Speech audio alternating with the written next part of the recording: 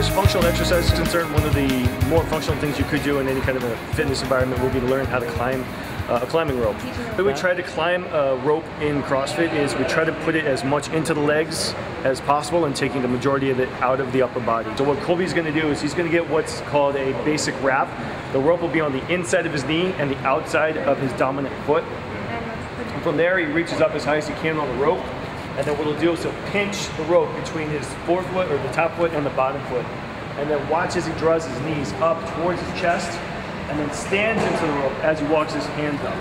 That takes the majority of the movement out of the upper body, brings it into the lower body, a stronger, more powerful muscle group.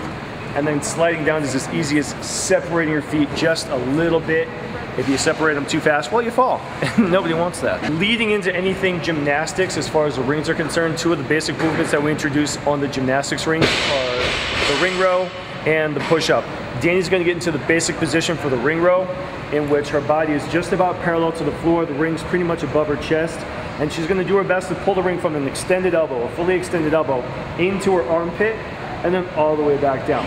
The coolest thing about this particular movement is as your range of motion begins to suffer, you can back up and change the amount of leverage you have to apply. In that, once again, when range of motion suffers, she just backs up until she can achieve full range of motion again.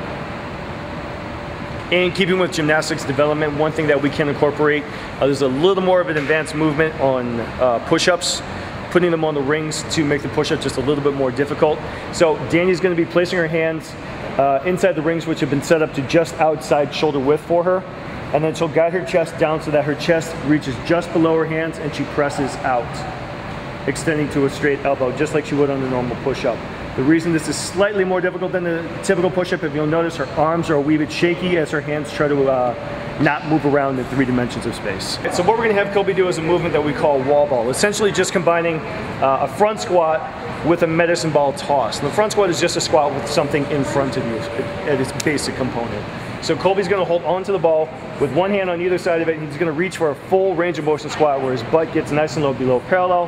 He stands up very fast, throws the ball, and then he just takes it right back into his chest and guides it into another squat.